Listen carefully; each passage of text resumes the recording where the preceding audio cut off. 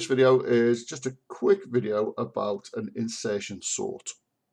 Okay, so an insertion sort can sometimes be a little bit complicated to get your head around initially, but what we do is we have our unsorted list. So we know that this is an unsorted list. We take the first number and we say, right, okay, this number now is the start of a sorted list. And any new number that I add to this sorted list, if it's smaller, it's going to go on the left. If it's larger, it's going to go on the right.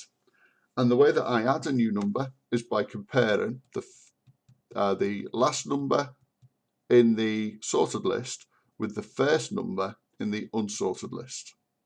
Okay, so I'll look at it and I go, right, 3 compared to 2. Well, 2 is smaller than 3, so it goes to the left of 3. Okay, so now I look at it and I say, right, okay then, 3 compared to 14. Well, 14 is bigger than 3, so it goes to the right. So now our last number in our sorted list is compared with our first number, so it's 14 and 9. So we look at it and we say, right, okay, well 9 is smaller than 14, so it should move to the left. But 9 is bigger than 3, so it's going to slot in between those two numbers. And what you can see at this point, our sorted list is getting larger, our unsorted list is getting smaller. So I take the last number in my sorted list, the first number in my unsorted list, I compare again, and I say, right, okay, well 10 is smaller than 14, it's bigger than 9, so it drops in between. So I compare the next two numbers, 14 and 16. So 16 is bigger than 14, so it goes to the right.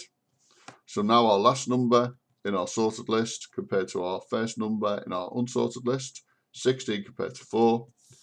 16 is smaller than 4, so moves to the left. It's smaller than 14. It's smaller than 10. It's smaller than 9, but it's bigger than 3.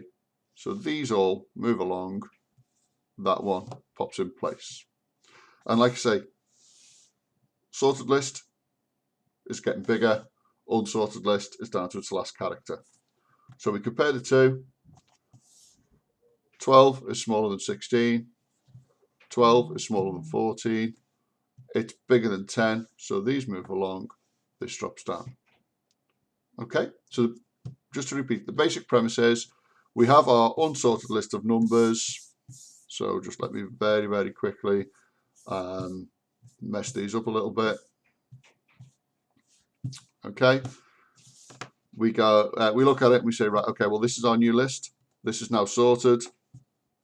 Anything that is smaller than this number goes to the left. Anything that's larger will go to the right. This is our unsorted list.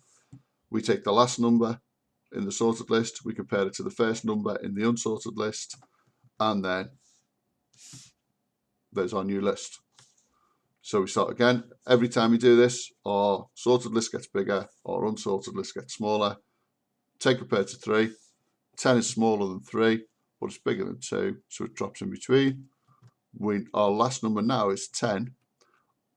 We compare it with our first number in our unsorted list. We compare them, okay, 10. 4 is smaller than 10, so we can drop that down because it's bigger than 3. Then we keep going.